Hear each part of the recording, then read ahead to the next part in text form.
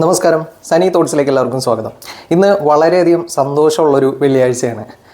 കാരണം നല്ലൊരു അഭിനയ പ്രാധാന്യമുള്ള നല്ലൊരു കഥാസന്ദർഭമുള്ള ഫാൻസിന് തിയേറ്ററിൽ കയ്യടിക്കാൻ പറ്റിയ ഒരു മോഹൻലാൽ സിനിമ ഇറങ്ങിയ ദിവസം. അതെ, തരുൺ മൂർത്തി സംവിധാനം ചെയ്ത തുടരും. അത് ഒരുപാട് നാളുകളായിട്ട് വെയിറ്റ് ചെയ്തിരിക്കുന്നൊരു വെള്ളിയാഴ്ചയാണത്. കാരണം വേറെ ഒന്നും കൊണ്ടല്ല, നമുക്ക് ലാലേട്ടൻ്റെ ഒരു സിനിമ അറിയാലോ, അദ്ദേഹത്തിൻ്റെ ഒരു സിനിമ പോസിറ്റീവ് വന്നു കഴിഞ്ഞാൽ ഇത്രയും അധികം ആഘോഷിക്കപ്പെടുന്ന വേറൊരു നടനോ അല്ലെങ്കിൽ ആ നടൻ്റെ ഒരു സിനിമയോ തന്നെ മലയാളത്തിൽ ഉണ്ടാവില്ല. അപ്പോൾ നമ്മൾ ഇതിനു വേണ്ടി വെയിറ്റിംഗ് ആയിരുന്നു. ഇതിനു മുമ്പ് എമ്പുരാൻ സിനിമ ഇറങ്ങിയപ്പോൾ നമ്മൾ അത്രയധികം കാത്തിരുന്നതായിരുന്നു, അത്രയധികം പ്രതീക്ഷയോടുകൂടി എമ്പുരാൻ നമ്മൾ കണ്ടിരുന്നു. പക്ഷേ ആ ഒരു പ്രതീക്ഷയ്ക്കൊത്ത നിലവാരത്തിലേക്ക് ആ സിനിമയ്ക്ക് എത്താൻ സാധിച്ചില്ല പല മേഖലകളിലും. പക്ഷേ തുടരും എന്ന് പറഞ്ഞ സിനിമ ഇറങ്ങുന്നതിന് മുമ്പ് തന്നെ ലാലേട്ടൻ്റെ കരിയറിൽ നമ്മൾ പണ്ട് കണ്ടിട്ടുള്ള വിൻറ്റേജ് ലാലേട്ടൻ മോഡിലേക്ക് തരുൺ മൂർത്തിക്ക് ലാലേട്ടനെ എത്തിക്കാൻ സാധിക്കും എന്നുള്ളൊരു വിശ്വാസം ആ പടത്തിൻ്റെ ഓരോ അപ്ഡേറ്റ്സിലും നമുക്കുണ്ടായിരുന്നു. അപ്പോൾ അതുകൊണ്ടൊക്കെ തന്നെയാണ് ഈ സിനിമയിൽ ഒരു പ്രതീക്ഷ നമുക്കുണ്ടായിരുന്നത്. തരുൺ മൂർത്തി എങ്ങനെയായിരിക്കും ലാലേട്ടൻ അവതരിപ്പിക്കുന്നത്, ആ ഒരു പഴയ ലാലേട്ടൻ അല്ലെങ്കിൽ അഭിനയ പ്രാധാന്യമുള്ള ഈ പറഞ്ഞ രീതിയിൽ ഒരേപോലെ ഫാമിലി പ്രേക്ഷകർക്കും ആരാധകർക്കും തൃപ്തിപ്പെടുത്തുന്ന രീതിയിൽ ഒരു സിനിമ തരാൻ പറ്റുമോ എന്നുള്ളൊരു ഡൗട്ട് കാര്യങ്ങളൊക്കെ ഉണ്ടായിരുന്നു. ആ ഡൗട്ടിനെല്ലാം വിരാമം ഇട്ടുകൊണ്ടായിരുന്നു ഇന്നത്തെ ദിവസം ഈ സിനിമ കണ്ടു കഴിഞ്ഞപ്പോൾ ഒരുപാട് സന്തോഷം തോന്നി. കാരണം വേറെ ഒന്നും ഉണ്ടല്ലോ, കുറേ നാളായി ലാലേട്ടനെ ഇത്രയും അടിപൊളിയായിട്ട് അവതരിപ്പിച്ചേക്കുന്ന ഒരു ഡയറക്ടർ ഈ ഒരു അടുത്ത കാലത്ത് എങ്ങും ഉണ്ടായിട്ടില്ല.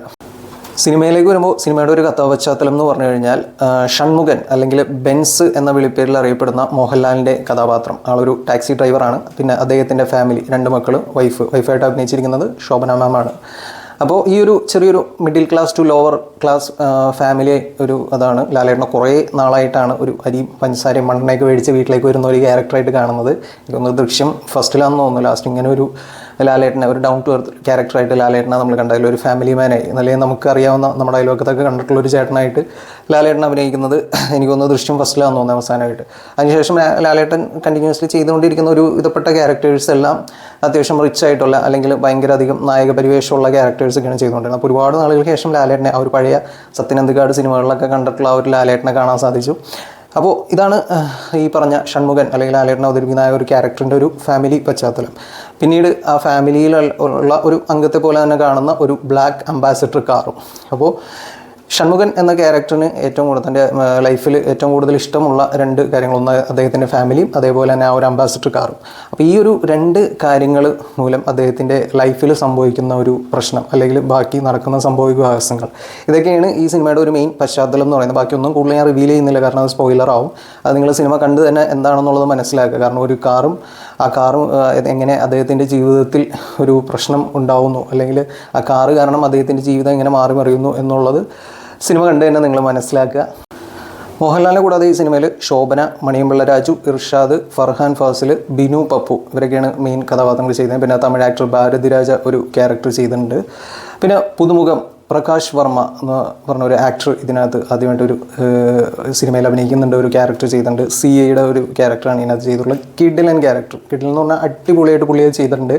ഒരു സൂപ്പർ സ്റ്റാറിൻ്റെ കൂടെ തന്നെ ഫസ്റ്റ് പടം ഈക്വലി അയാളുടെ കൂടെ തന്നെ ഇമ്പോർട്ടൻ്റ് ഉള്ളൊരു റോള് പുള്ളി ചെയ്തേക്കുന്നത് അന്യായ പെർഫോമൻസിലാണ്. പുള്ളിയുടെ കുറച്ച് മാനറിസവും പുള്ളി ആ ക്യാരക്ടറിനെ എലവേറ്റ് ചെയ്ത് കൊണ്ടുവന്നേക്കുന്ന രീതികളൊക്കെ കിഡിലനായിരുന്നു. അപ്പോൾ ഞാൻ അദ്ദേഹത്തെ പറ്റി കൂടുതൽ സെർച്ച് ചെയ്ത് കഴിഞ്ഞപ്പോഴാണ് ഈ പ്രകാശ് വർമ്മ എന്ന് പറഞ്ഞത് പണ്ട് നമ്മുടെ ഒരു വോഡാഫോണിൻ്റെ ഒരു സുസു പരസ്യം ഉണ്ടായിരുന്നു, വെള്ള ബൊമ്മകളൊക്കെ വെച്ചിട്ടുള്ളത്. അതിൻ്റെ ഡയറക്ടറായിരുന്നു അദ്ദേഹം, പരസ്യ സംവിധായകനാണ്. അപ്പോൾ അദ്ദേഹത്തിൻ്റെ ആദ്യ സിനിമ അഭിനയിച്ചിരിക്കുന്ന ആദ്യത്തെ സിനിമയാണ് അദ്ദേഹത്തിൻ്റേത്. പക്ഷേ കിഡിലനായിട്ട് പുള്ളി ചെയ്തിട്ടുണ്ട്. അത് നിങ്ങൾക്ക് സിനിമ കണ്ടു കഴിയുമ്പോൾ എന്തായാലും അത് മനസ്സിലാവും പുള്ളിയുടെ എത്തരത്തിലുള്ള എജ്ജാതി പെർഫോമൻസ് ആണെന്നുള്ളത്. സിനിമയുടെ മറ്റ് ഡിപ്പാർട്ട്മെൻറ്റുകളെയൊക്കെ കുറിച്ച് പറയുകയാണെങ്കിൽ ക്യാമറ വർക്കൊക്കെ നല്ല കിടലിനായിരുന്നു. ഇതിൻ്റെ ഒരു കാടിൻ്റെ പശ്ചാത്തലമൊക്കെ കാണിക്കുന്നുണ്ട്. പിന്നെ കുറച്ച് VFX പരിപാടികളൊക്കെ വരുന്നുണ്ട്, ഒക്കെ ഗംഭീരമായിട്ട് ചെയ്തിട്ടുണ്ട്. പിന്നെ background score and songs Jakes Bijoy പൊളി എന്ന് പറഞ്ഞു കഴിഞ്ഞാൽ അടിപൊളിയായിട്ട് പുള്ളി ചെയ്തു വെച്ചിട്ടുണ്ട് സംഭവം. കാരണം ജെയ്ക്സിനെ നമുക്കറിയാം, ഈ അയ്യപ്പനും കോശിയിലൊക്കെ ഇതേപോലത്തെ ഒരു കാടിൻ്റെ പശ്ചാത്തലമൊക്കെ വരുമ്പോൾ പുള്ളി കൊടുത്തേക്കുന്ന ഒരു കുറച്ച് സ്കോർ പരിപാടികളൊക്കെ ഉണ്ട്. അതേപോലെ തന്നെ അത്രയും കിടിലനായിട്ടുള്ളൊരു പരിപാടി തുടരും സിനിമയിൽ ചെയ്തിട്ടുണ്ട്. ചില സീനുകൾ ഒക്കെ പടത്തിൽ വരുന്നുണ്ട്, അതിനകത്തൊക്കെ പുള്ളി ഒരു കിടിലനായിട്ട് കുറച്ച് സ്കോർ പരിപാടികളൊക്കെ ചെയ്തിട്ടുണ്ട്. അത് കണ്ടുകഴിയുമ്പോൾ നിങ്ങൾക്ക് എന്തായാലും മനസ്സിലാവും. അപ്പോൾ ജെയ്ക്സ് ബിജോയുടെ അന്യായ സ്കോറിംഗ് ആണ്. പടം തുടങ്ങുമ്പോൾ തന്നെ ഒരു സോങ് വരുന്നുണ്ട്, ഒരു പേരെഴുതി കാണിക്കുമ്പോൾ ഒരു ഇൻട്രോ സോങ് ഒക്കെ വരുന്നുണ്ട്. നല്ല ഫീലാണ് അതൊക്കെ കേട്ടിരിക്കാനായിട്ട്. പിന്നെ അല്ലാതെ തന്നെ ഒരു സോങ് എം ജി ശ്രീകുമാർ പഴയൊരു സോങ് ഓൾറെഡി ഇറങ്ങിയിരുന്നു, നല്ല പാട്ടായിരുന്നു അതും.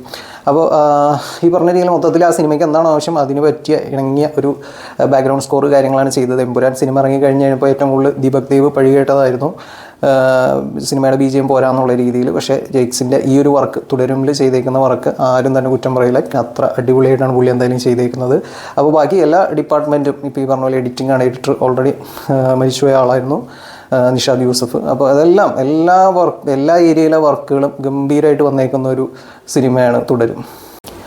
പതിഞ്ഞ താളത്തിൽ തുടങ്ങി പോകുന്നൊരു സിനിമ, അതായത് സ്ലോ ആയിട്ട് സ്റ്റാർട്ട് ചെയ്തു പോകുന്ന ഒരു സിനിമ ഏകദേശം ഇൻ്റർവെല്ലൊക്കെ ആകുമ്പോഴേക്കും ഒരു വലിയൊരു പ്രതിസന്ധിയിലേക്ക് സിനിമ എത്തുകയും, അതായത് കാണുന്ന പ്രേക്ഷകന് എന്താണ് സംഭവിക്കുന്നത് എന്നുള്ള രീതിയിൽ ഒരു ടെൻഷൻ പരിപാടികളൊക്കെ ഉണ്ടാക്കുന്ന രീതിയിൽ അവസാനിക്കുന്ന ഒരു ഇൻ്റർവെല്ലും സെക്കൻഡ് ഹാഫിലേക്ക് വന്നു കഴിഞ്ഞ് കഴിയുമ്പോൾ ഇമോഷനും അതുപോലെ തന്നെ ഫാൻസിന് പറ്റിയേക്കുന്ന കുറച്ച് പരിപാടികളൊക്കെ ആഡ് ചെയ്തുകൊണ്ടാണ് സിനിമ സെക്കൻഡ് ഹാഫ് അവതരിപ്പിച്ചിരിക്കുന്നത്. എനിക്ക് തോന്നുന്നു ഫസ്റ്റ് ഹാഫിൽ കുറച്ച് റിയലിസ്റ്റിക് ആയിട്ടുള്ള രീതിയിലും സെക്കൻഡ് ഹാഫ് കുറച്ചുകൂടി സിനിമാറ്റിക് ആയിട്ടുള്ള രീതിയിലുമാണ് ചെയ്തിരിക്കുന്നത്. പക്ഷേ ആ ഒരു രണ്ട് ഏരിയയിലേക്കുള്ള, അതായത് ഫസ്റ്റ് ഹാഫ് ഈ രീതിയിലും സെക്കൻഡ് ഹാഫ് ആ രീതിയിലേക്ക് ഒരു ട്രാൻസ്ഫോർമേഷൻ നടത്തുമ്പോൾ നമുക്ക് ചിലപ്പോൾ ചില രീതിയിൽ കയ്യിൽ നിന്ന് പോകാനുള്ള സാധ്യത വരാറുണ്ട്. പക്ഷേ ഈ സിനിമയിൽ അങ്ങനെ സംഭവിച്ചിട്ടില്ല. കാരണം മോഹൻലാൽ എന്ന് പറഞ്ഞ ഒരു സ്റ്റാറിനെയും അതേപോലെ തന്നെ ഒരു ആക്ടറിനെയും ഒരേപോലെ എങ്ങനെ യൂസ് ചെയ്യണം എന്നുള്ളൊരു നല്ലൊരു ഡയറക്ടർ, അതായത് നല്ലൊരു സ്ക്രിപ്റ്റും പണി അറിയാവുന്ന ഒരു ഡയറക്ടറും പിന്നെ അതിനകത്തേക്ക് മോഹൻലാൽ എന്ന് പറഞ്ഞ ഒരു നടനും കൂടി ഇൻവോൾവ് ആയി കഴിഞ്ഞ് കഴിഞ്ഞാൽ പിന്നെ നമുക്കറിയാലോ പിടിച്ചാൽ കിട്ടൂല ആ പടത്തിന്. അത് ബോക്സ് ഓഫീസിലായാലും ആ പടത്തിൻ്റെ ക്വാളിറ്റിയിലാണെങ്കിലും അങ്ങനെ തന്നെ ആയിരിക്കും. അപ്പോൾ അതേ ഒരു മോഡിലാണ് ഈ ഒരു സിനിമയും പോയിക്കൊണ്ടിരിക്കുന്നത്. എന്തായാലും നിങ്ങൾ ഈ സിനിമ പോയി കാണുക. ഫാമിലി പ്രേക്ഷകർക്കാണെങ്കിലും ലാലേട്ടൻ ഫാൻസിനാണെങ്കിലും ഏതൊരു കോമൺ അല്ലെങ്കിൽ സിനിമാ പ്രേമിക്കാണെങ്കിലും എല്ലാവർക്കും ഇഷ്ടപ്പെടുന്ന രീതിയിൽ എടുത്തേക്കുന്ന ഒരു സിനിമയാണ് തുടരും. നിങ്ങളെല്ലാവരും പോയി സിനിമ കണ്ടു നോക്കുക. കാരണം ഒരുപാട് നാളുകൾക്ക് ശേഷമാണ് ലാലേട്ടൻ്റെ ഇത്തരത്തിലുള്ളൊരു സിനിമ വന്നേക്കുന്നത്. As an actor, as A star, രണ്ടും നല്ല ഈക്വലി ബാലൻസ് ചെയ്തുകൊണ്ട് പോയിക്കൊണ്ടിരിക്കുന്ന ഒരു സിനിമ വന്നിട്ട് കുറേ നാളായി. അപ്പോൾ അത് ആരും മിസ് ചെയ്യരുത്, എല്ലാവരും തിയേറ്ററിൽ തന്നെ പോയി കാണുക. നിങ്ങൾ കണ്ടിട്ട് ഈ സിനിമയെക്കുറിച്ചുള്ള നിങ്ങളുടെ അഭിപ്രായങ്ങൾ എന്തായാലും കമൻറ്റ് ബോക്സിൽ പറയുക. എന്തായാലും ഒരു കാര്യം പറയാതിരിക്കാൻ വയ്യ, ലാലേട്ടൻ ഈസ് ബാക്ക്, ആ തലമുറകളുടെ നായകൻ.